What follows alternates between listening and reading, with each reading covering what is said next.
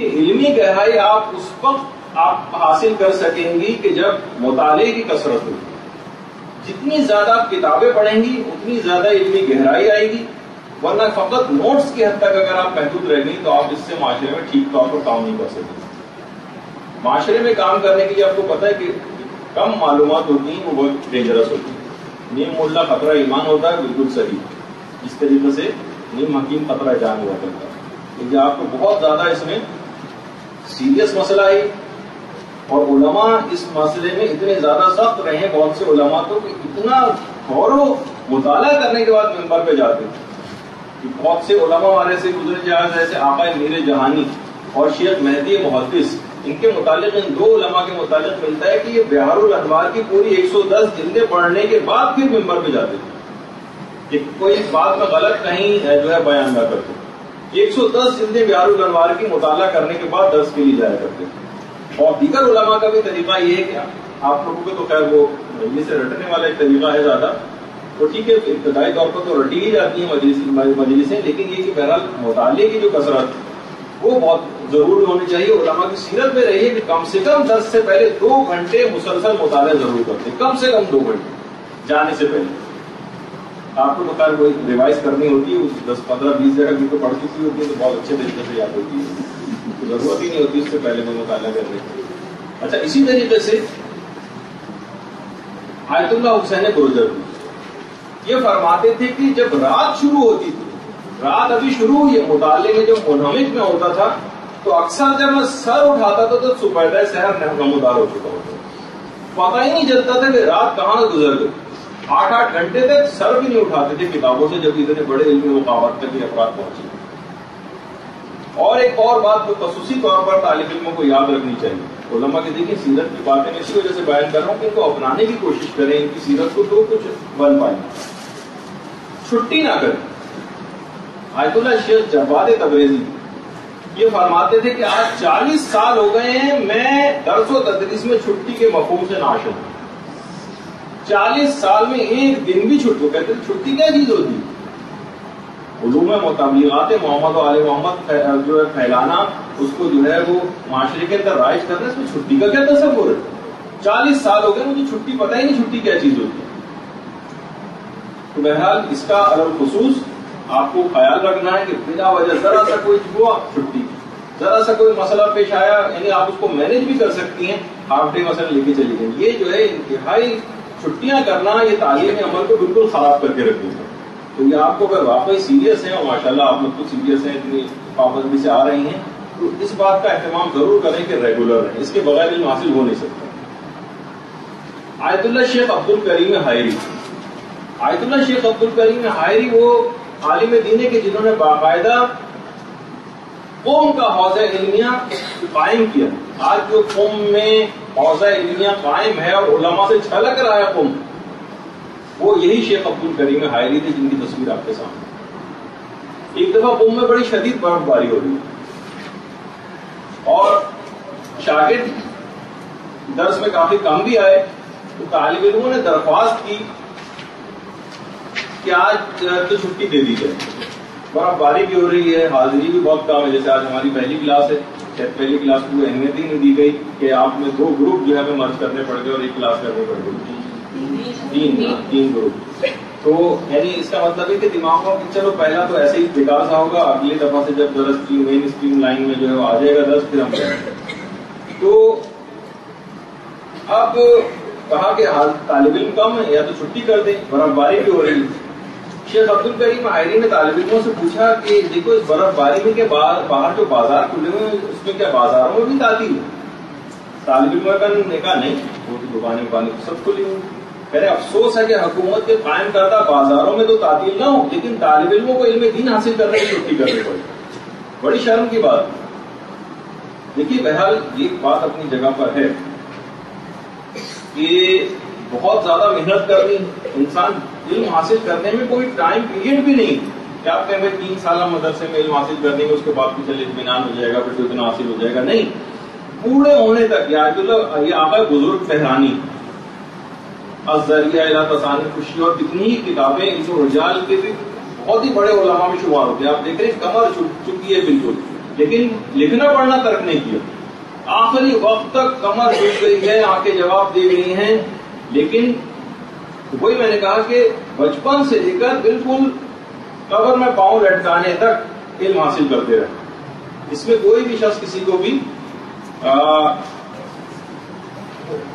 چھٹی نہیں. امیر المومنین علی ابن ابی طالب علیہ السلام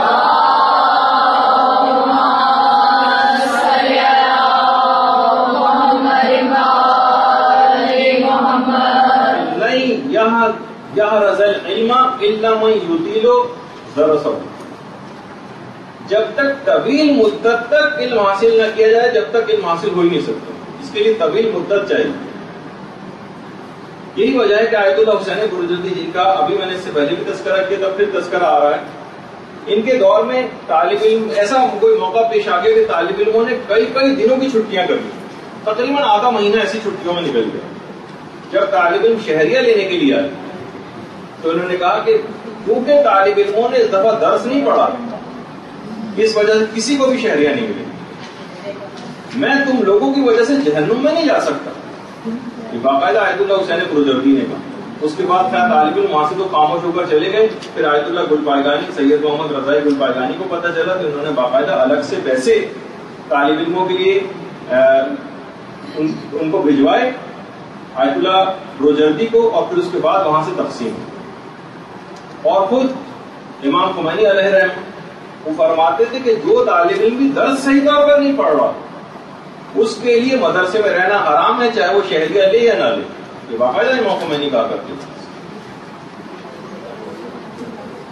تو دیکھیے یہ سب چیزیں اس کے اوپر لوگوں کے وہ خرچ ہو رہے ہوتے ہیں. لوگ اپنے حلال کمائی میں سے پیسے ڈونیشن دے رہے ہوتے ہیں, نکال رہے ہوتے ہیں. کس طریقے سے آپ لوگوں کو یہ وزن سجانے میں کتنی مشکلات کا سامنا کرنا پڑتا ہے. اس کے بعد آپ بھی اگر صحیح طور پر سیریس نہیں ہوں گے علم دین حاصل کرنے میں تو یہ بات کس طریقے سے آگے بڑھ سکے, اس کا فائدہ کیا ہوگا, اتنے لوگوں کی محنت ہوگا. یہی وجہ ہے کہ آقا مجتہدی تہرانی جو اس وقت رہبر معظم کے سامنے تصویر میں بیٹھے ہوئے آپ کو نظر آ رہے ہیں, وہ رہبر معظم کا ان کا کچھ ہی عرصے پہلے آقا مجتہدی تہرانی کا انتقال ہوا ہے. اور ان کے مدرسے کے متعلق خود رہبر معظم کا کہنا یہ ہے کہ ان کے مدرسے میں انسان تیار ہو. ان کا اب تو انتقال ہو چکا ہے. خود آیت اللہ مجتہدی تہرانی فرماتے تھے کہ بہت سارے صاحبان علم دیکھیے ایسے ہوتے ہیں کہ جن سے ملنا انتہائی دشوار ہوتا ہے, بہت دشوار ہوتا ہے ان سے ملنا. اور مثلاً صبح کے وقت آپ جائیں تو پتہ چلا کہ سو رہے ہیں, ظہر کے بعد جائیں آپ ان سے ملنے کے لیے تو کہتے ہیں کہ ابھی وہ قیلولہ کر رہے ہیں, عشاء کے بعد جائیں تو پتہ چلا کہ وہ ٹھٹھار کے پھر دوبارہ سو چکے ہیں. تو کہتے ہیں کہ لگتا ہے ایسا کہ ان کا کام وہی ہے صباحکم اللہ و مساکم اللہ, بس یہ یعنی ان کا کام صبح بغیر شام بخیر اور شب بخیر جو کہنا غالباً یہی کام ہے. کام کرنا پڑے گا, لیکن یہ فقط آرام ہی کرتے رہنا یہ خاص طور پر دینی طالب علم کے لیے اور دینی طالبہ کے لیے یہ اس کا شیوا نہیں ہونا چاہیے. سونے کے لیے خبر بہت ٹائم پڑا ہے عالم برزخ کا, اس میں کام دیکھیے کرنا اور اسی سے آپ کو کامیابی ملے گی. شعر نے کامیابی تو کام سے ہوگی نہ کہ حسن کلام سے ہوگی. یعنی فقط میٹھی میٹھی باتیں کرنا اور صرف جا کے رٹی رٹائی مجلس سے پڑھ دینا. اصل دیکھیے باطل کے پاس پورے 12 مہینوں میں سے فقط 2 دن ایک لحاظ سے دیکھا جائے تو باطل اپنا کام کو ذرا بند کرتا ہے ٹی وی کے ذریعے. صرف 9-10 محرم وہ بھی دیکھتے ہیں کہ اب تو چینل اس کی بھی پاسداری نہیں کر رہے ہیں, اسی تھوڑے دن میں غالباً اسی ڈگر کے اوپر چلے جائیں گے. 2 ایک سے 9 اور 2 ایک مجلسیں دیں گے, اس کے بعد وہی قسم فضول کے اور موسیقی کے پروگرام ان کے اوپر بھی جاری ہو جائیں گے. ان کے پاس 365 میں سے سمجھے کہ 363 دن وہ لوگ کام کر رہے ہیں, اور آپ فقط اگر کام کسی طور پر ہو تو وہ بھی اپ ٹو دا مارک نہیں ہے, کام جیسا ہونا چاہیے. صرف فقط 2 مہینے 8 دن کا کام ہے آپ, اور اس کے بعد پھر سارے کے سارے اپنا بوریا بستر بند کر کے سو جاتے ہیں. اصل کام وہ ہے جو پورے سال چلنا چاہیے. جبھی یہی وجہ ہے آیت اللہ مجتہدی تہرانی جن کی ابھی میں نے بات بتائی, ان کا تو خیر کچھ عرصے پہلے انتقال ہو گیا ہے, لیکن آیت اللہ بہجت ایک جملہ بڑا اچھا فرماتے ہیں. کہتے تھے کہ دیکھو قوال نہ بنو فعال بنو. ایک ہوتا ہے قوال یعنی منہ سے صرف زبانی باتیں کرنے والے, دین کی چپڑی چپڑی باتیں کرنے والے, اور صرف بس یہ کہ لوگوں تک ہمیں ہماری تھوڑی سی واہ واہ ہو جائے, کچھ ہم تقریریں وغیرہ کرتے ہیں, لوگ کہیں گے دیکھیے کتنی اچھی مجلس انہوں نے پڑھی. قوال نہ بنے فعال بنے, کام کرنے والے بنے. ہم صرف اسی کام پر صرف اٹک کے رہ گئے ہیں. کہ صرف زبانی کلامی صرف ہم بہت سی چیزیں کرتے ہیں، زندگیاں عمل سے جو ہے وہ آری نظر آتی ہیں. بس اول وقت نماز کا دیکھیے اہتمام ہونا چاہیے، خشوع و خضوع نمازوں میں آپ کو قائم کرنے کی کوشش کرنی چاہیے. باقاعدہ آیت اللہ عبد الحادی شیرازی یہ مرجع گزرے ہیں، اور خاص طور پر ایک ان کی شخصیت کے حوالے سے آج کے دن کا ایک تحفہ آپ لیتی جائیے.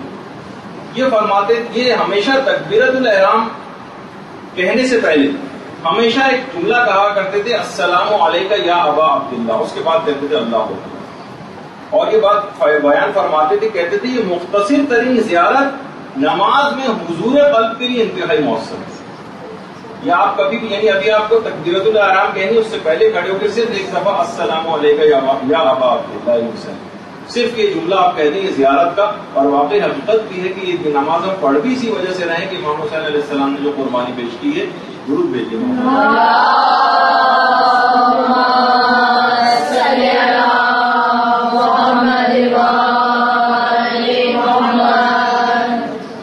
تو یہ جو ہے حضور قلب کے لیے انتہائی مؤثر ہے. جتنا حضور قلب زیادہ پیدا ہوگا اتنی نماز کے اندر گہرائی پیدا ہوگی، اتنی نماز ہماری افیکٹو بنے گی، اتنی وہ نماز ہمیں گناہوں سے بچا سکے گی، اتنی وہ ہمارے اندر اخلاص عمل پیدا کر سکے گی. اور اس کے علاوہ خاص طور پر جو دینی طالب علم اگر ابھی تک اس کے اوپر عمل پیرا نہیں ہے تو طالبات اب ان کے اوپر عمل پیرا ہو جائیں، اور وہ ہے نماز شب کی پابندی. نماز شب اگر کوئی شخص نہیں پڑھا، میں نے آپ کو بتایا تھا نا کہ سید مہدی بہرالعلوم نے اسی وجہ سے درس دینا بند کر دیا. دیکھو کہتے تھے نہیں، میں راتوں کو اپنے شاگردوں کے گھروں کے سامنے سے گزرا ہوں، سب کے گھروں کی لائٹیں بجھی ہوئی تھی، سب سو رہے تھے، نہ کسی کے گھر سے مناجات کی آواز آتی تھی، نہ کسی دعا کو پڑھنے کی آواز آتی ہے، نہ کسی زیارت کے پڑھنے کی آواز آتی ہے. میں ایسے طالب علموں کو درس نہیں دے سکتا، نہ اس کا کوئی فائدہ. اس کے بعد پھر اگلی رات کو طالب علموں نے وعدہ کیا کہ نہیں، اب آئندہ سے ہم مناجات بھی کریں گے، نماز شب کے لیے اٹھیں گے. پھر جب اس کے بعد گھروں سے صدائیں بلند ہونا شروع ہوئیں مناجاتوں کی اور دعاؤں کی اور زیارتوں کی، اور آدھی رات کو اٹھ کر نماز شب پڑھنے کی، پھر آیت اللہ سید مہدی بہرالعلوم نے درس دینا شروع کیا.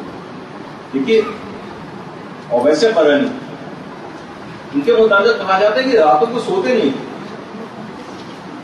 اور کسی رات کو یہ قرار دیتے تھے کہ آج کی رات قیام کی رات، اور پوری رات کھڑے ہو کر عبادت کرتے ہوئے یا تلاوت قرآن کرتے ہوئے گزارتے تھے. کبھی کہتے تھے حاضہ لیلۃ الرکوع، آج کی رات رکوع کی رات، اور پوری رات رکوع میں گزارتے تھے. حاضہ لیلۃ السجود، آج کی رات سجدے کی رات ہے، پوری رات سجدے میں گزار دیتے تھے. دیکھیے یہ وجہ ہے کہ ہم سے یہ پابندیاں کیوں نہیں ہو پاتی. وہ جو پانچویں امام نے جو حدیث نقل کی، جو بیان